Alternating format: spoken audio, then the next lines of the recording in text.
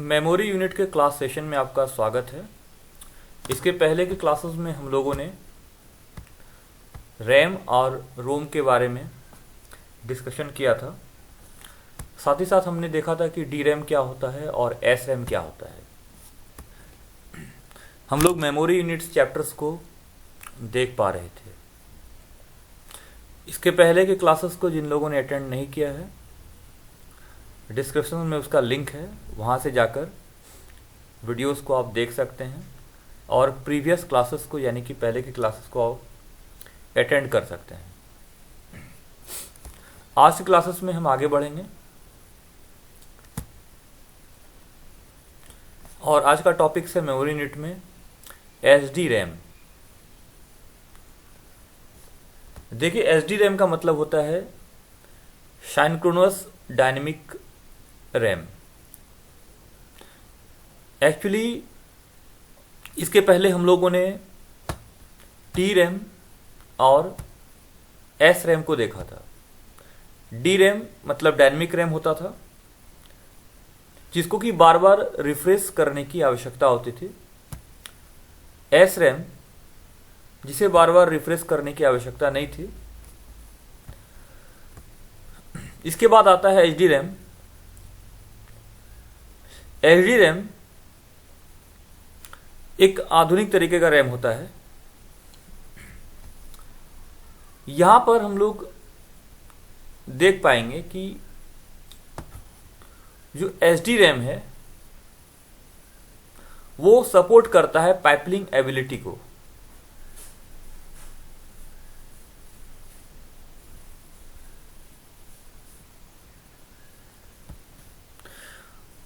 तो सबसे पहले चलिए आइए समझते हैं पाइपलिंग एबिलिटी क्या होता है।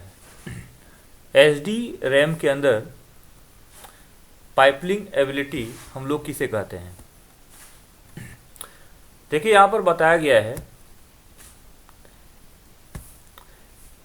कि SD RAM support pipelining the ability to receive read a new instructions before the previous instructions has been fully resolved. Yeah, right. All right. ये पाइपलिंग होता क्या है, यहां पर भी बताया गया है कि एचडी रैम पहले निर्देशों को पूरी तरह से हल करने लिखने से पहले एक नया निर्देश प्राप्त करने की क्षमता का समर्थन करता है, जो पाइपलिंग कहलाता है। यहां भी ये बात स्पष्ट नहीं हो पा रहा है, हम लोग उसको समझते हैं।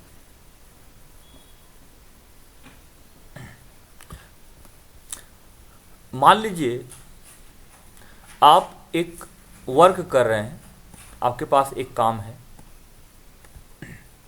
और उसी समय एक और कार्य आपको करने के लिए दे दिया जाए। यानी कि पहले से आप कोई कार्य कर रहे हैं और उसी समय आपको एक दूसरा कार्य करने के लिए दे दिया जाए, तो यानी कि आपके ऊपर अब कार्य का ओवरलोड हो गया। यानी कि आप पहला कार्य को जब समाप्त कीजिएगा, जब वो पहला वाला काम हमारा एंड हो जाएगा, तो दूसरा काम वहां से स्टार्ट हो जाएगा। और इस दोनों काम के बीच अगर कोई गैप नहीं हो, कोई अंतर नहीं हो, तो इससे बेनिफिट्स क्या होगा। बेनिफिट ये होगा कि पहला वाला काम जैसे ही समाप्त होगा, आपको दूसरा काम करने के लिए मिल जाएगा। अब इसे एक उदाहरण के साथ और समझते हैं। मान लीजिए कि आप मार्केट जाते हैं और वहां पर आपको एक काम दे दिया जाता है करने के लिए। मार्केट से कोई सामान लाना होता है। साथ ही साथ आपको यह भी कहा जाता है कि स्कूल का फीस भी जमा करना है और बैंक भी जाना है। एक तो आपको मार्केट का काम मिला हुआ था पहले से, इसके साथ साथ आपको स्कूल फीस और बैंक में भी जाना है। यानी कि एक काम मिला मार्केट का जहाँ से सामान खरीदना था, दूसरा स्कूल फीस का, और तीसरा आपको जाना था बैंक। तो आपके पास ये हो गए कुल 3 कार्य। आप जैसे ही काम 1 को कंप्लीट करते हैं, आप काम 2 पर आ जाते हैं, यानी कि स्कूल फीस आप जमा कर देते हैं। इसके बाद आप तीसरे नंबर कार्य को करने लगते हैं, यानी कि तीनों कार्य जो है वो बिना समय व्यर्थ किए या टाइम लैप्स किए हो जाता है। अच्छा, अगर यही तीनों काम आपको अलग अलग टाइम पीरियड में करने के लिए मिलता, जैसे कि पहला काम आपको मिलता कि बाजार से कुछ सामान लाना है, उसके बाद सामान लेकर आप घर आ जाते हैं, फिर थोड़े समय के बाद आपको स्कूल भेजा जाता है, यानी कि सेकंड काम को करने के लिए भेजा जाता है, फीस जमा करने के लिए, फिर आप घर आ जाते हैं, और फिर उसके बाद आपको तीसरे काम को करने के लिए भेजा जाता है बैंक में।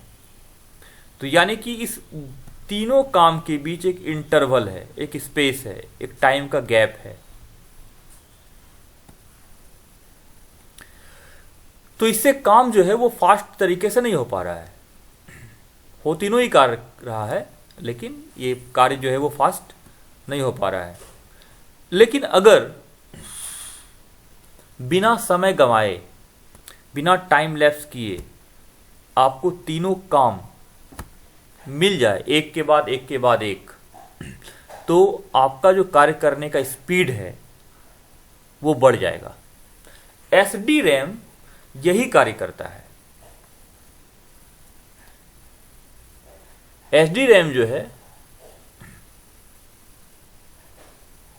जिसके पास की पैपलिंग एबिलिटी होती है, वो किसी कार्य को इस तरीके से ही करता है जिसका हमने अभी डिस्कस किया।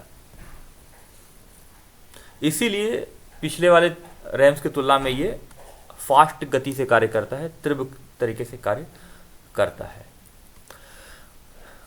आगे हम लोग देखते हैं कि एसडी रैम जो है उसका उपयोग कंप्यूटर मेमोरी में होता है, साथ ही साथ वीडियो गेम में भी किया जाता है। मार्केट में कब आया? ये मार्केट में आया था 1993 में।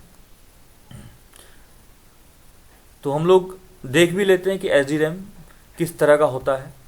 आइए यहाँ पर इंटरनेट पर आते हैं, हम लोग क्रोम पे आके यहाँ पे टाइप करते हैं एसडी रैम, और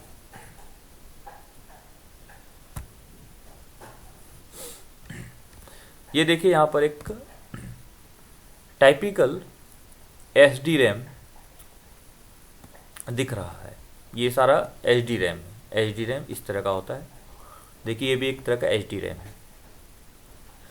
ये अलग अलग वैल्यूज में आएगा, इसकी मेमोरी साइज अलग अलग होती है। इसे हम क्या कहते हैं? एसडी रैम कहते हैं।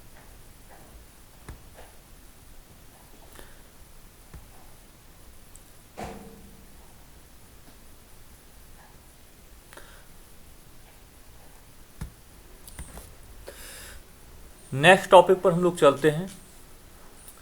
एसडीआर एसडी रैम, यानी कि single data rate synchronous dynamic RAM. इसके पहले हम लोगों ने डिस्कस किया था एसडी रैम के बारे में, जिसमें कि पाइपलिंग एबिलिटी होता था। 1993 तक ये रैम मार्केट में रहा। इसके बाद मार्केट में एक नए टेक्नोलॉजी ने जन्म लिया, जिसका नाम था सिंगल डेटा रेट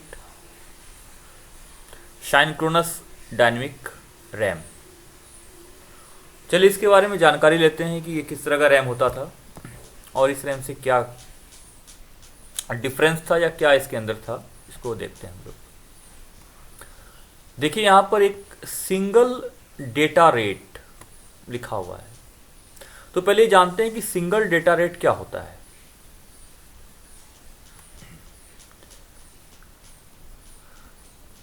यहां पर अगर एक हम रैम का एक चित्र बनाते हैं। अगर एक यहाँ पर एक हम टाइपिकल एक रैम लेते हैं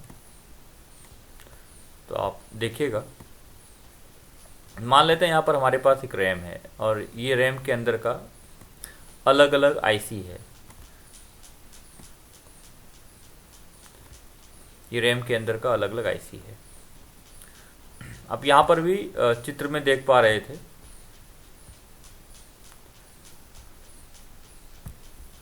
ये रैम के अंदर का आईसी है, यहाँ पर भी रैम का आईसी है। एक्चुअली जो डाटा होल्ड होता है ये इसी के अंदर होता है, या जो मेमोरी होल्ड होता है ये इसी के अंदर होता है। यानी कि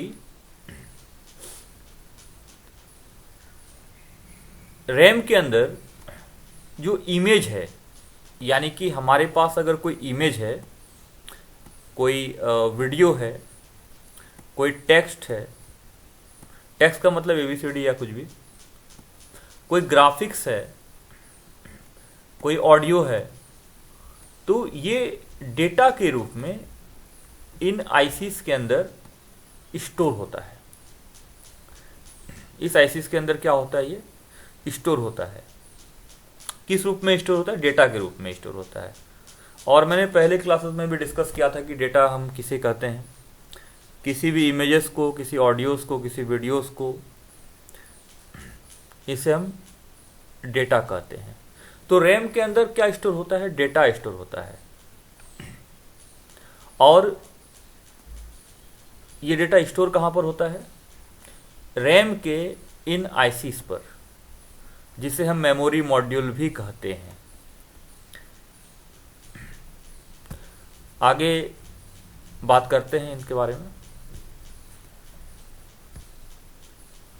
तो सिंगल डेटा रेट का क्या मतलब होता है? ये तो हमने देख लिया कि रैम के अंदर डाटा कहाँ पर स्टोर होता है और डाटा होता क्या है। और सिंगल डेटा रेट और डबल डेटा रेट का क्या मतलब है? देखिए, सिंगल और डबल, यहाँ पर दो शब्द हमें सुनने के लिए मिलेगा। एक तो यहाँ पर देखिए डबल लिखा हुआ है, एक यहाँ पर सिंगल लिखा हुआ है।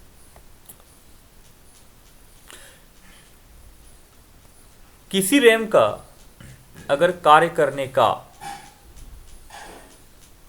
जो तरीका है, जो मेथड है, जो स्पीड है,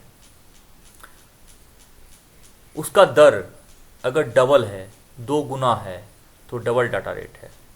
यानी कि पर क्लॉक के हिसाब से, पर साइकिल के हिसाब से, अगर हम इसे इस तरह से देखें, यहां पर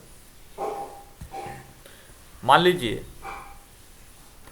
यहां पर एक हम क्लॉक बनाते हैं, यहां पे क्लॉक बनाते हैं और ये हमारा है कार्य ए। इस कार्य को हम मान लेते हैं ए,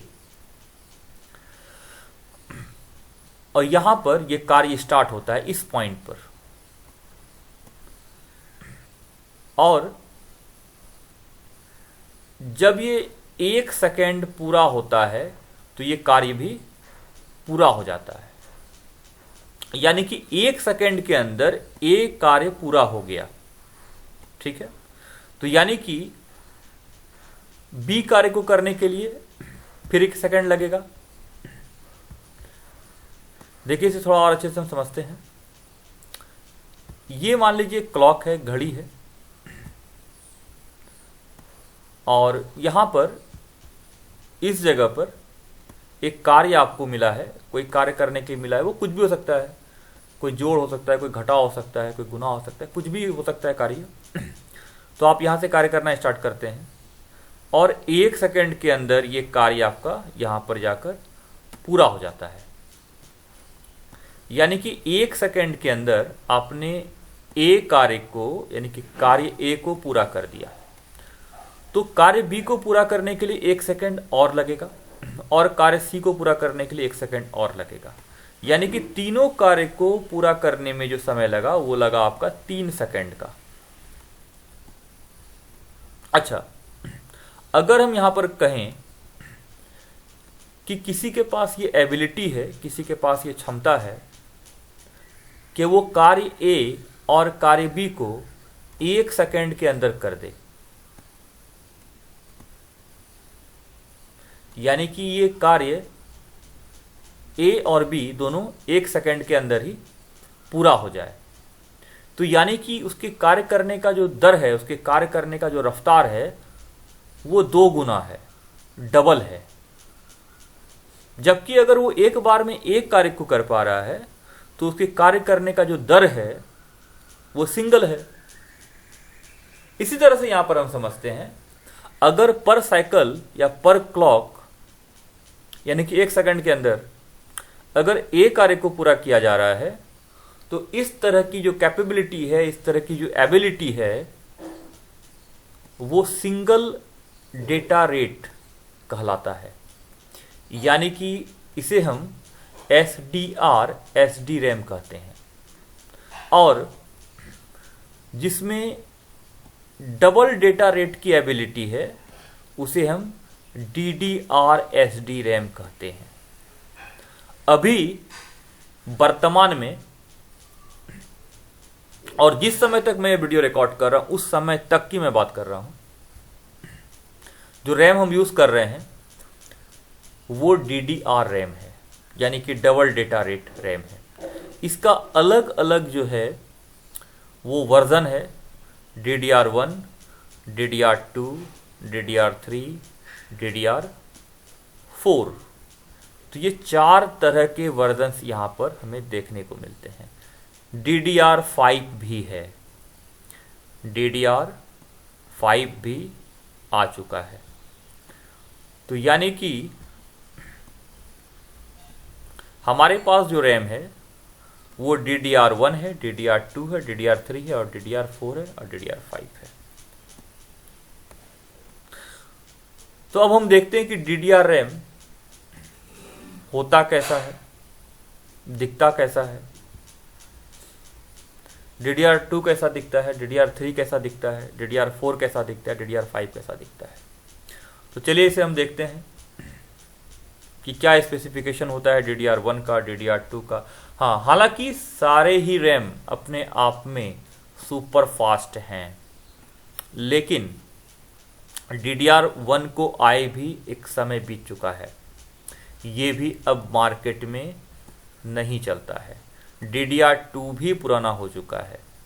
DDR3, DDR4 और DDR5 ये मार्केट में हमारा चल रहा है। तो देख लेते हैं हम लोग कि DDR रैम या DDR1 कैसा होता है, किस तरह का दिखता है। यहां पर मैं लिख रहा हूं DDR1 रैम।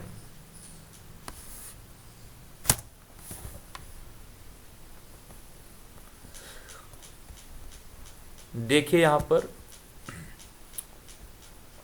ये है आपका DDR1 का रैम। और जिस समय ये DDR1 रैम आता था ये 1 GB का आया करता था, ओनली 1 GB। तो काफ़ी पुराना ये रैम है। और कभी कभी ये 512 का भी आता था। यहाँ पर एक रैम हम देख पा रहे हैं, ये मात्र 512 MB का रैम है। आप इस रैपर पर भी यहाँ पर देख सकते हैं DDR1 लिखा हुआ, या 1X यहाँ पे लिखा हुआ रहेगा, तो आप समझ जाइएगा कि DDR1 रैम है। कुछ और भी स्पेसिफिकेशंस हैं इसके पहचानने के। अगर ये रैपर्स यहाँ पर नहीं है, ये मिट चुका है, तो कैसे हम रैम को पहचानते हैं, तो वो अभी हमारा यहाँ विषय नहीं है। उसके बारे में और गहराई से हम हार्डवेयर की क्लासेस में समझते हैं। फिलहाल अगर आपको रैम देखना है तो जो भी 512 या 1 GB का जो रैम आ रहा था पहले, वो DDR1 रैम होता था। और यहाँ पर आप एक चीज़ देख सकते हैं और कि इसमें एक सेंट्रल कट होता था रैम के अंदर। यहाँ पर देखिए एक बीच में एक कट होता था, यहाँ पर रैम के बीच में एक कट पाया जाता था। मैं थोड़ा और दिखा देता हूँ आपको DDR1 रैम के बारे में। देखिए यहाँ पर कुछ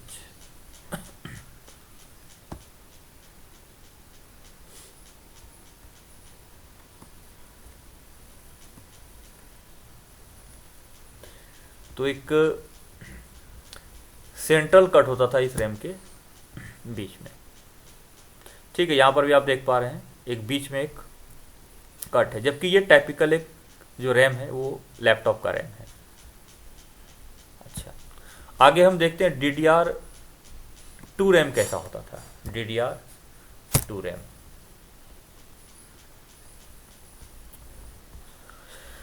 देखिए ये DDR2 रैम है। ये बेसिकली 2 GB का पाया जाता था, यानी कि ये 2 GB का रैम होता था DDR2 रैम। ये भी अभी डिसकंटिन्यूड है मार्केट में, ये भी नहीं आ रहा है। फिर हम एक और रैम देख लेते हैं DDR3 के रैम को।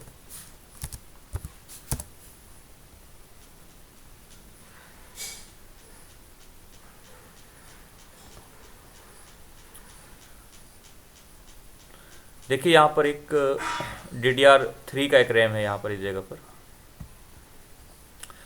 आप देखिएगा इसमें सेंट्रल कट नहीं है, एक हल्का सा साइड कट है, यानी कि ये दोनों पॉइंट जो है वो सेंटर पर नहीं है, थोड़ा सा ये साइड पर कटिंग है। और ये रैम बेसिकली 4 GB का आने लगा, और इसके रैपर पर भी यहाँ पर DDR3 लिखा हुआ मिलेगा या X3 लिखा हुआ आपको मिल जाएगा।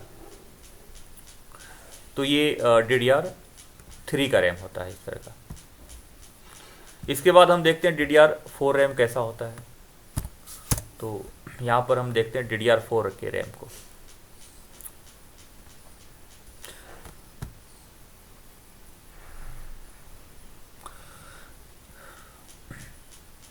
DDR4 के रैम को हम लोग अभी भी यूज़ कर रहे हैं, काफ़ी फास्ट रैम होता है आपका।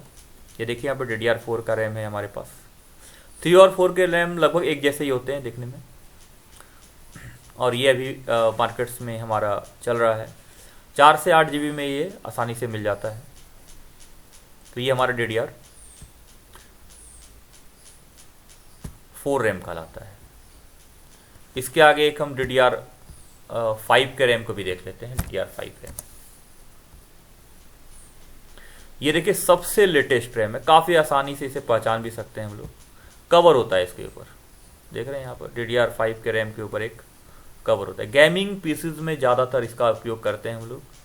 स्टार्टिंग रैम 32 GB का है, प्राइस भी यहाँ पर आप देख पा रहे हैं। तो ये DDR5 रैम जो है काफ़ी महंगा रैम है, और हाई कॉन्फ़िगरेशन सिस्टम में यूज होता है। काफ़ी एडवांस सिस्टम में इसका हम लोग यूज़ करते हैं। तो यहाँ पर आज की क्लासेस में हमने रैम्स के अलग अलग वैरायटीज़ को हमने देखा। SD रैम, DDR रैम, और काफ़ी डिटेल्स इसके बारे में हमने जानकारी ली। चलिए एक और रैम को हम लोग यहाँ पर देख लेते हैं, GDDR रैम। देखिए बेसिकली ये ग्राफिकल रैम है। मैंने कहा था गेमिंग पीसेस के लिए हमने DDR5 रैम को यूज़ किया है, तो उसी तरह का एक रैम होता है आपका ग्राफिकल डबल डेटा रेट, यानी कि इसके हम GDDR RAM, GDDR SD RAM कहते हैं इसे हम। इसका यूज़ वीडियो गेम्स वगैरह में होता है, ग्राफिक डिज़ाइनिंग में इसका यूज़ होता है, और भी अनेक जगह पर इसका यूज़ होता है। इसके साथ साथ यहाँ पर एक और रैम के विषय में आपको मैं बता दूँ, जिसे हम बोलते हैं LPDDR, low power DDR RAM. और चूंकि ये टॉपिक्स में नहीं लिखा गया था, मैंने इसका डिस्कशन मैंने अलग से यहाँ पर रखा है। मोबाइल फ़ोन के अंदर जो रैम होता है उसे हम LPDDR रैम बोलते हैं, लो पावर DDR रैम। मैं दिखा देता हूँ कि LPDDR रैम किस तरह का होता है।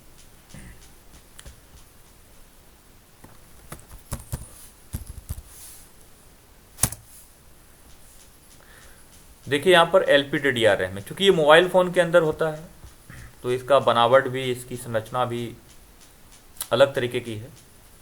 ये है LPDDR रैम, मोबाइल फ़ोन के अंदर पाया जाता है। और LPDDR4 आता है और LPDDR3 आता है, LPDDR2 आता है। यानी कि जो हमारे पहले की DDR123 रैम है वो मोबाइल फ़ोन में भी एप्लीकेबल है, उसे हम यहाँ पर LP कहते हैं सिर्फ। ठीक है, यहाँ पर LP कहा जा रहा है, देख रहे हैं, लो पावर। LP का मतलब होता है लो पावर DDR रैम। अब इसे लिख सकते हैं लो पावर DDR रैम। कहाँ यूज़ हो रहा है?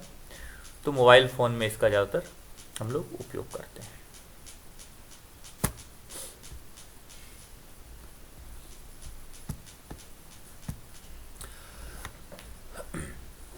आज के क्लासेस को हम यहीं पर एंड करेंगे, समाप्त करेंगे। आज हमने रैम्स के अलग अलग टाइप्स के अलग अलग वैरायटीज़ को हमने देखा, इसको डिस्कशन किया। नेक्स्ट क्लासेस में हम रीड ओनली मेमोरी यानी कि रोम के बारे में डिस्कस करेंगे। टिल